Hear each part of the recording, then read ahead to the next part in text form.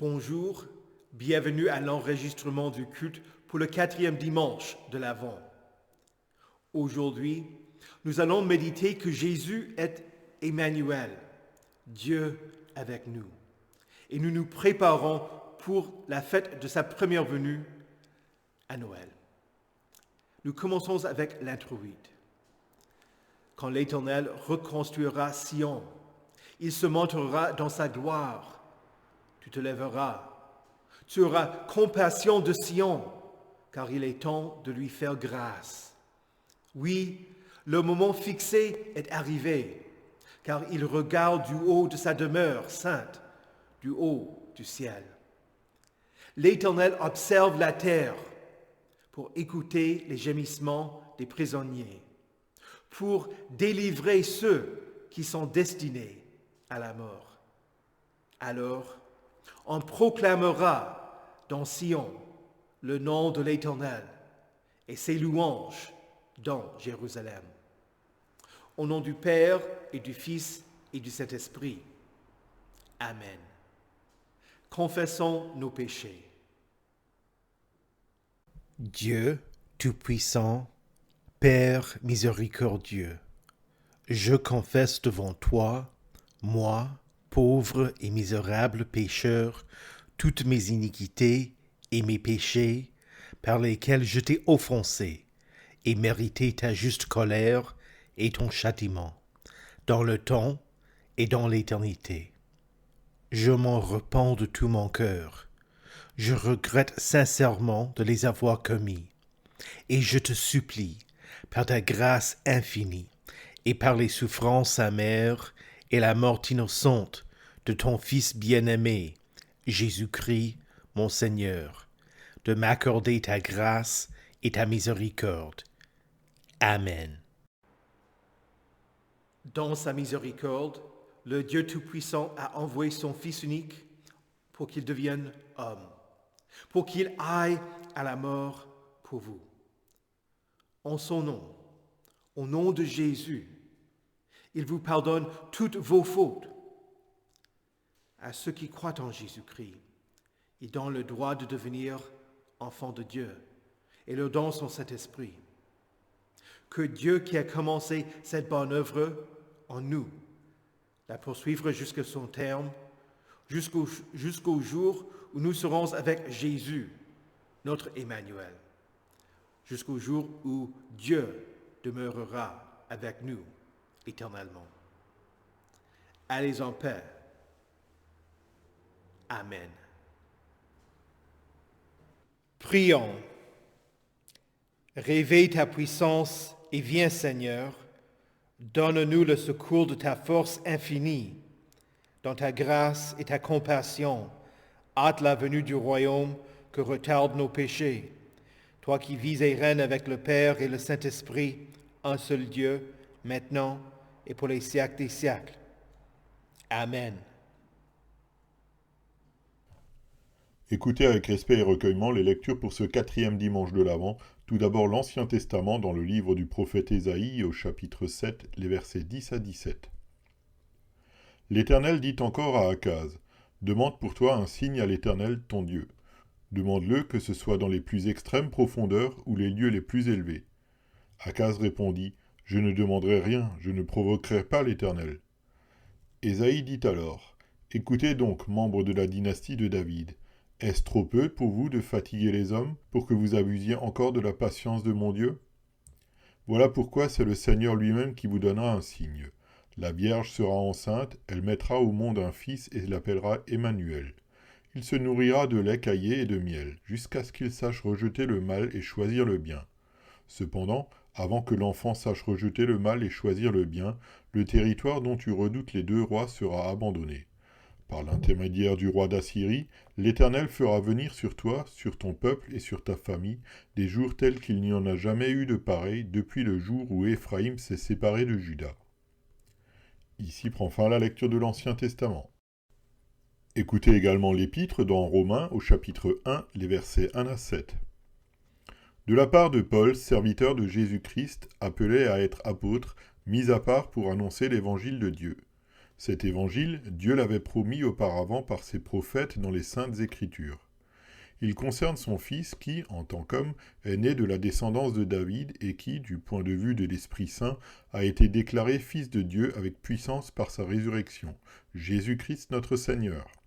C'est par lui que nous avons reçu la grâce d'exercer le ministère d'apôtre pour conduire en son nom des hommes de toutes les nations à l'obéissance de la foi, et vous en faites partie, vous aussi, qui avez été appelés par Jésus-Christ. À tous ceux qui sont à Rome, bien-aimés de Dieu, appelés à être saints, que la grâce et la paix vous soient données de la part de Dieu notre Père et du Seigneur Jésus-Christ. Ici prend fin la lecture de l'Épître. Écoutez enfin l'Évangile dans Matthieu, au chapitre 1, les versets 18 à 25. Voici de quelle manière arriva la naissance de Jésus-Christ. Marie, sa mère, était fiancée à Joseph. Or, avant qu'ils aient habité ensemble, elle se trouva enceinte par l'action du Saint-Esprit. Joseph, son fiancé, qui était un homme juste et qui ne voulait pas l'exposer au déshonneur, se proposa de rompre secrètement avec elle. Comme il y pensait, un ange du Seigneur lui apparut dans un rêve et dit « Joseph, descendant de David, n'aie pas peur de prendre Marie pour femme, car l'enfant qu'elle porte vient du Saint-Esprit. Elle mettra au monde un fils et tu lui donneras le nom de Jésus, car c'est lui qui sauvera son peuple de ses péchés. » Tout cela arriva afin que s'accomplisse ce que le Seigneur avait annoncé par le prophète. La Vierge sera enceinte, elle mettra au monde un fils et on l'appellera Emmanuel, ce qui signifie Dieu avec nous. À son réveil, Joseph fit ce que l'ange du Seigneur lui avait ordonné, et il prit sa femme chez lui. Mais il n'eut pas de relation conjugale avec elle, jusqu'à ce qu'elle ait mis au monde un fils premier-né, auquel il donna le nom de Jésus. Ici prend fin la lecture de l'Évangile. Heureux ceux qui écoutent la parole de Dieu et qui la gardent. Confessons notre foi. Je crois en Dieu, le Père Tout-Puissant, Créateur du ciel et de la terre. Je crois en Jésus-Christ, son Fils unique, notre Seigneur, qui a été conçu du Saint-Esprit et qui est né de la Vierge Marie. Il a souffert sous Ponce Pilate, il a été crucifié, il est mort, il a été enseveli, il est descendu aux enfers. Le troisième jour, il est ressuscité des morts, il est monté au ciel, il siège à la droite de Dieu, le Père Tout-Puissant, et il viendra de là pour juger les vivants et les morts. Je crois au Saint-Esprit, la Sainte Église universelle, la communion des saints, la rémission des péchés, la résurrection de la chair et la vie éternelle. Amen.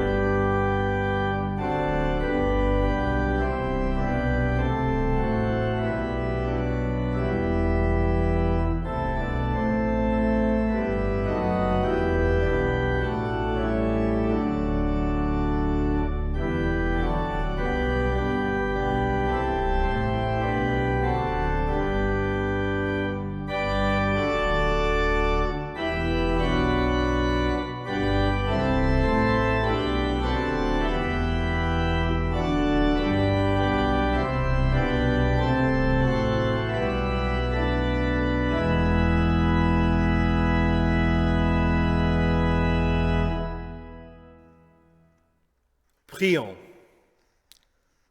Ô sagesse de la bouche du Très-Haut, toi qui régis l'univers avec force et douceur, enseigne-nous le chemin de la vérité.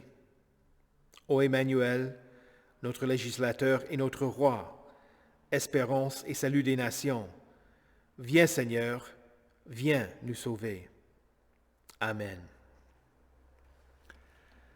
Que la grâce du Seigneur Jésus-Christ, l'amour de Dieu et la communion du Saint-Esprit soient avec vous tous.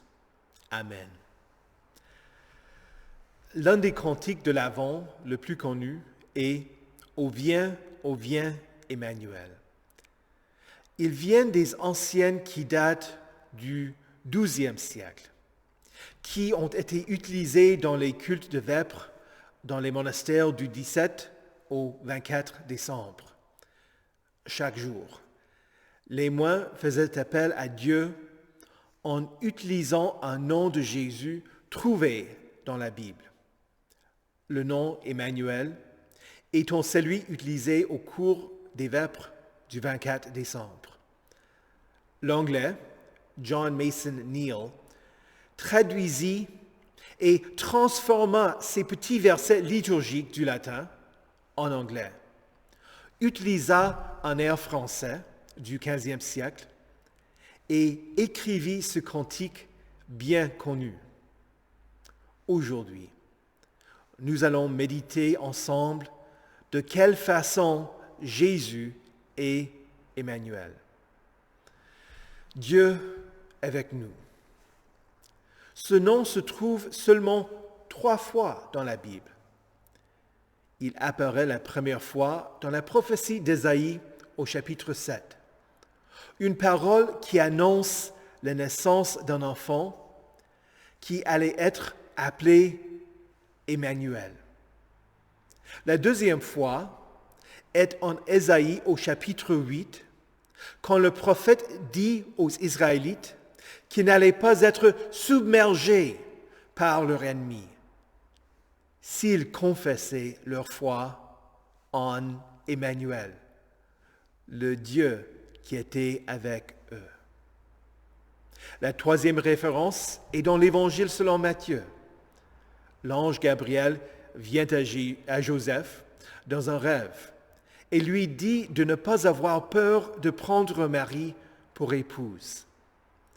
Il cite la prophétie d'Ésaïe pour expliquer que la grossesse de Marie était l'accomplissement de la prophétie qu'une vierge allait être enceinte et qu'elle allait mettre au monde un fils et qu'il allait être appelé Emmanuel. Jésus est Emmanuel, Dieu avec nous.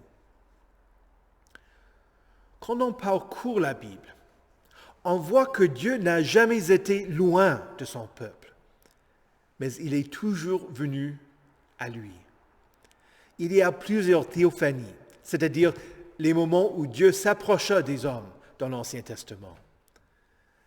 L'Éternel chercha Adam et Ève dans le jardin. Il établit son alliance avec Abraham. Il apparut à Jacob et lutta avec lui jusqu'à l'aube. Il se révéla à Moïse dans le buisson ardent et plus tard au sommet du Sinaï. Il rencontra Josué et s'identifia comme étant le chef de l'armée de l'Éternel.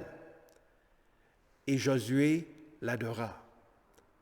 Il vint au prophète Élie dans un murmure doux et léger. Dans le livre de Daniel, Shadrach, Meshach et Abednego dirent au roi Nebuchadnezzar, « Notre Dieu, celui que nous servons, peut nous délivrer de la fournaise ardente, et il nous délivrera de ton pouvoir, roi. » Après avoir été jeté dans la fournaise, le roi dit, « J'aperçois 4 hommes dépourvus de liens, qui marchent au milieu du feu, porteurs d'aucune blessure. Et le 4e ressemble un fils des dieux. Certains disent que le quatrième homme était l'Éternel. Jésus avant son incarnation, qui les délivrait de la fournaise. Voilà des exemples où Dieu vint directement vers certaines personnes pour être avec elles. Mais l'Éternel demeura aussi avec tout son peuple. Il le conduisit lors de son pèlerinage dans une colonne de nuée pendant le jour et une colonne de feu pendant la nuit. Et il établit le tabernacle et plus tard le temple pour demeurer avec son peuple. Même quand il permit à son peuple d'être vaincu, il ne l'abandonna pas. Si l'Éternel veut être parmi son peuple, le ressenti n'est pas toujours réciproque. Certains ne veulent pas que Dieu soit près et essaient de s'éloigner de lui. Jonas refusa d'aller à Ninive et s'enfuit en direction opposée, à Tarsis. Cela dit, s'échapper du Dieu omniprésent est impossible.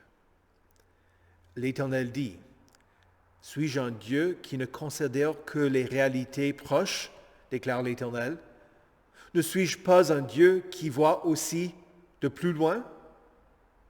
Quelqu'un pourrait-il se dissimuler dans des cachettes sans que moi, je ne le voie, déclare l'Éternel? Est-ce que je ne remplis pas le ciel et la terre, déclare l'Éternel? Où que nous allions, Dieu est là. » Considérons donc la situation dans le livre d'Ésaïe au chapitre 7. Akaz n'avait que 20 ans quand il hérita du trône de Juda.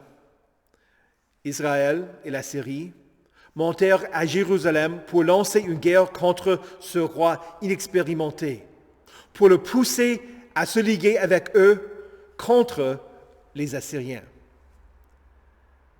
Le prophète Ésaïe vint au jeune roi pour l'avertir de ne pas mettre sa confiance en ces nations voisines parce que le roi souhaitait déposer Akaz et établir un autre roi à sa place.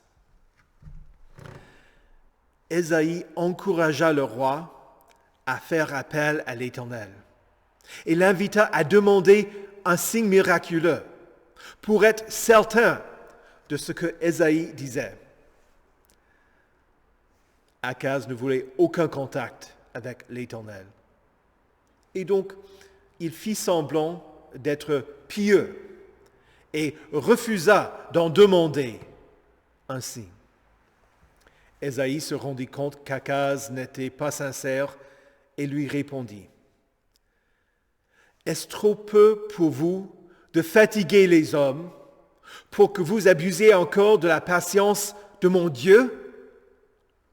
Voilà pourquoi c'est le Seigneur lui-même qui vous donnera un signe. La Vierge sera enceinte. Elle mettra au monde un fils et l'appellera Emmanuel. Il se nourrira de lait caillé et de miel jusqu'à ce qu'il sache rejeter le mal et choisir le bien. Cependant, avant que l'enfant sache rejeter le mal et choisir le bien, le territoire dont tu redoutes les deux rois sera abandonné. Par l'intermédiaire du roi d'Assyrie, l'Éternel fera venir sur toi, sur ton peuple et sur ta famille, des jours tels qu'il n'y en a jamais eu de pareils, depuis le jour où Éphraïm s'est séparé de Juda. La prophétie fut accomplie durant le règne d'Akaz. Une jeune fille tomba enceinte et mit au monde un fils, Emmanuel. Ceci eut lieu pour conforter Akaz à l'idée que l'Éternel était bien avec lui, qu'il le veuille ou non. Es-tu comme Akaz? Fais-tu semblant d'être pieux?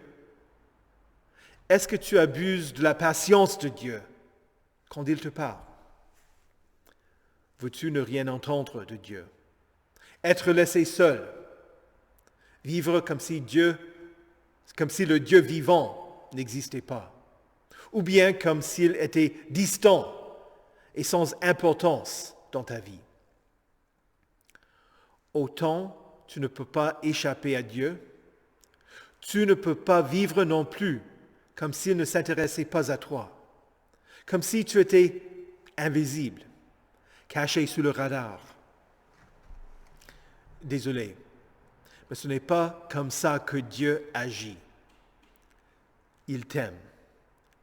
Et il veut être un aspect intégral de ta vie. Pas seulement le dimanche au culte, ou quand c'est commode pour toi de faire appel à lui. Il est le Dieu de ton salut. Il est Emmanuel, Dieu avec nous. Nous savons que la prophétie révélée à Akaz a eu une première réalisation au cours de sa vie.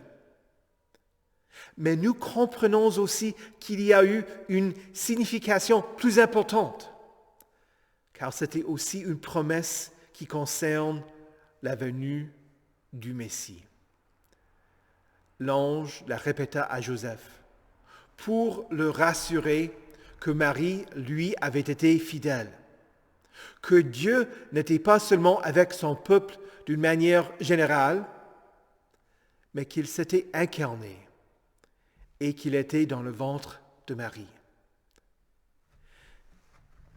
Jésus était littéralement avec nous, membre du genre humain. Dieu qui est devenu homme. Il était caché au monde jusqu'à ce qu'il soit né. Quelle joie pour les anges d'annoncer aux bergers que Dieu est devenu homme. Quel bonheur pour les mages qui furent conduits à Bethléem par la lumière d'une étoile, se prosternèrent devant lui et lui offrirent leur cadeau. Quelle surprise pour Siméon et pour Anne, quand Jésus fut présenté au temple à l'âge de 40 jours. Le fait qu'on ne voit pas Jésus parmi nous ne veut pas dire qu'il est loin. Dans le psaume 121, nous lisons « L'Éternel est celui qui te garde. L'Éternel est ton ombre protectrice. Il se tient à ta droite. Pendant le jour, le soleil ne te fera pas de mal, ni la lune pendant la nuit. L'Éternel te gardera de tout mal. Il gardera ta vie. » Avez-vous jamais essayé de vous échapper de votre ombre? C'est impossible. De même, Jésus est avec vous. Ce n'est pas seulement qu'il est près de vous, mais il habite en vous. Paul écrit dans la lettre aux Colossiens que Dieu lui a confié la charge d'annoncer le mystère caché de tout temps et à toutes les générations, mais révélé maintenant à ses saints. En effet, Dieu a voulu leur faire connaître la glorieuse richesse de ce mystère parmi les non-juifs, c'est-à-dire Christ en vous, l'espérance de la gloire. Jésus n'est pas seulement Emmanuel, Dieu avec nous.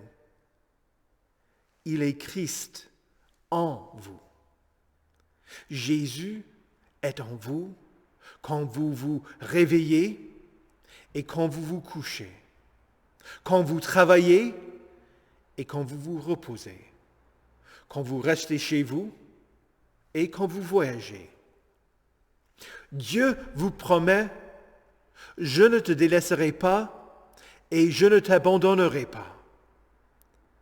L'apôtre Paul écrit à Timothée, cette parole est certaine. Si nous sommes morts avec lui, nous vivrons aussi avec lui. Si nous persévérons, nous régnerons aussi avec lui. Si nous le renions, lui aussi nous reniera. Si nous sommes infidèles, lui reste fidèle, car il ne peut se renier lui-même. Et donc nous prions, ô viens Emmanuel. Et nous savons qu'il est venu, qu'il vient à nous et qu'il reviendra en gloire. Jésus est Emmanuel, Dieu avec nous. Amen.